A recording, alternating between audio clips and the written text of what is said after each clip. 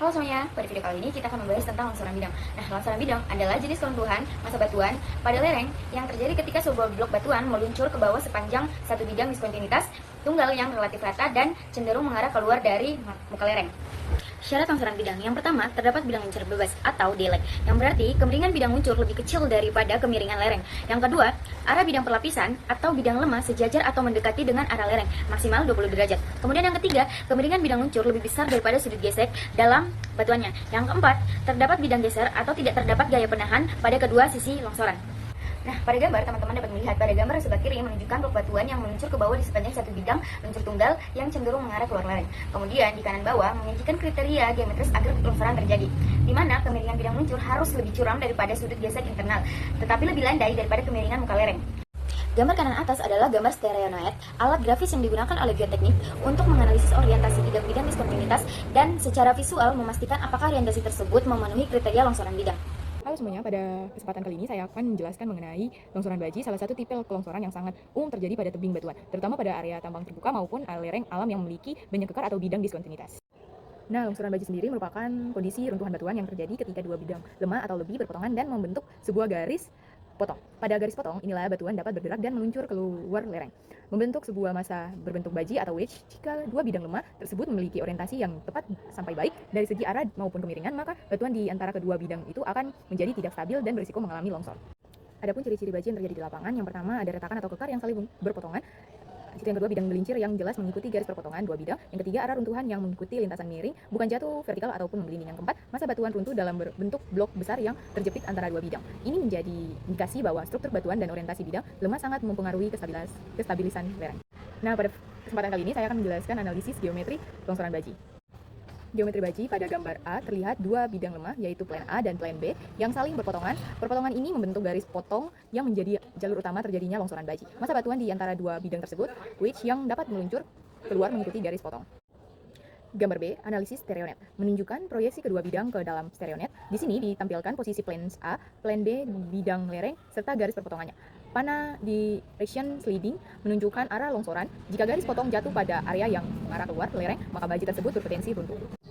Gambar C yaitu hubungan sudut gesek dan kemiringan, menjelaskan bahwa pergeseran baji dipengaruhi oleh kemiringan garis potong dan sudut gesek dalam material. Jika kemiringan garis potong lebih besar dari sudut gesek, maka gaya gesek tidak mampu menahan baji dan longsor dapat terjadi. Gambar D, zona potensi longsor, memperlihatkan kembali posisi garis potong pada stereonet, namun dengan fokus pada zona arah gelincir. Jika garis potong berada dalam rentang arah tersebut, maka baji dikategorikan tidak stabil dan berpotensi meluncur, mengikuti arah gelincir. Jadi, gambar A sampai gambar D menjelaskan langkah-langkah analisis longsor baji, mulai dari geometri pembentukan baji, kemudian proyeksi stereografis, hingga penentuan stabilitas berdasarkan sudut gesek dan arah garis potong. Di sini saya akan menjelaskan tentang longsoran cungkiran. Longsoran cungkiran adalah salah satu jenis gerakan massa tanah atau batuan di mana massa batuan atau tanah bergerak dengan cara rubuh atau terbalik dari lereng yang curam atau tebing yang hampir vertikal. Karakter utama longsoran cungkir itu ada 5 macam, yaitu gerakan memutar atau terbalik, terus lereng curam, struktur batuan khas, dan material dan kecepatan. Secara singkat, longsoran cungkiran adalah gerakan batuan yang berdiri tegak yang kehilangan stabilitasnya dan roboh ke bawah. Halo semuanya, perkenalkan nama saya Elizabeth Wagab dengan NIM 2023-63054. Saya akan lebih menjelaskan lagi longsor busur. Longsor busur adalah gerakan tanah yang terjadi karena adanya bidang lemah di bawah permukaan. Biasanya terbentuk cekung. Ketika gaya mendorong lebih besar dari gaya penahan, massa tanah akan bergerak memutar atau rotasi ke arah bawah dan luar, sehingga permukaan longsor tampak melengkung seperti busur. Fenomena ini biasa ditandai dengan retakan terbentuk melengkung di atas lereng. Ada beberapa ciri fisik umum yang dapat ditemukan, yaitu bidang mengelincir terbentuk busur atau lingkaran, bagian atas lereng mundur atau ambles membentuk scrape, tubuh longsor terlihat menggegung di bagian bawah karena tanah terdorong keluar, terjadi pada material tanah lempung, tanah lapukan, atau batuan yang sudah wet-hard dan homogen. Perkenalkan, nama saya Puan Sipora Maharani Harimu, NIM 20246322. Di sini saya akan menjelaskan tentang longsoran kombinasi.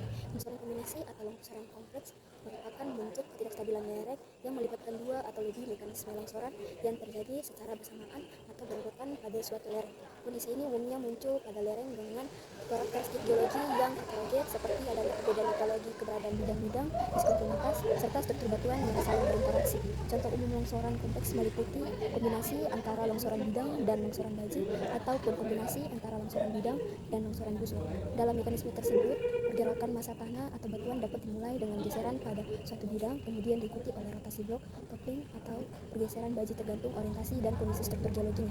Berbagai studi kasus yang menunjukkan bahwa longsoran kompleks sering terjadi pada lereng batuan dengan struktur berlapis atau tersesarkan di mana gaya pendorong dan gaya penahan bervariasi antara zona lereng.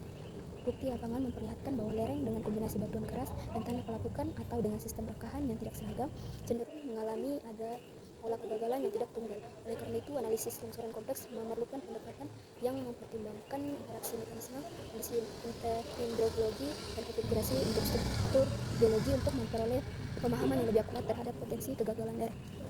Hai, saya Dava Rendri Cahyono dengan NIM 2023630021. Kali ini saya akan menjelaskan cara menentukan posisi strike dan dip di Strionet dan juga kutub atau pole.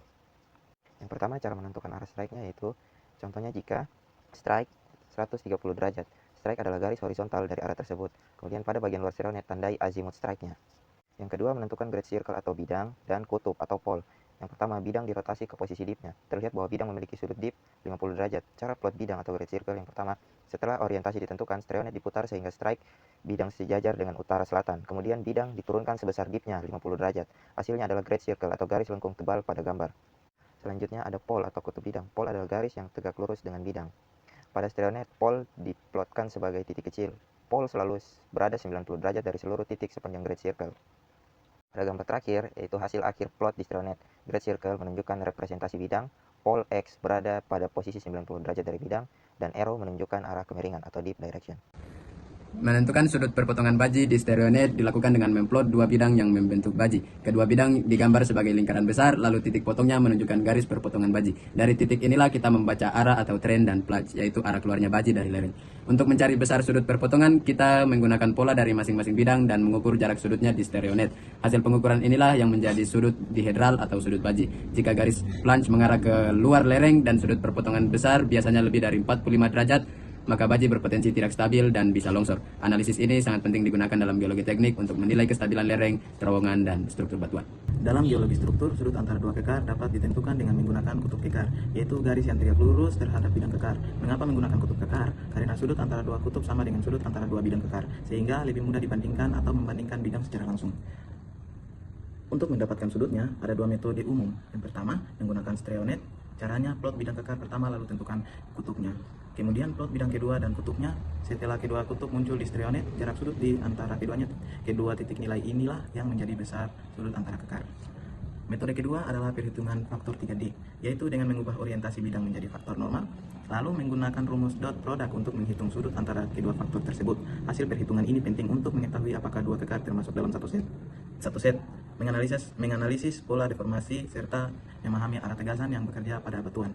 Jadi, inti prosesnya adalah tentukan kutub plot atau hitung sudutnya lalu interpretasikan hubungannya. Dengan cara ini, kita bisa memahami pola kekar secara lebih akurat dalam studi geologi struktur.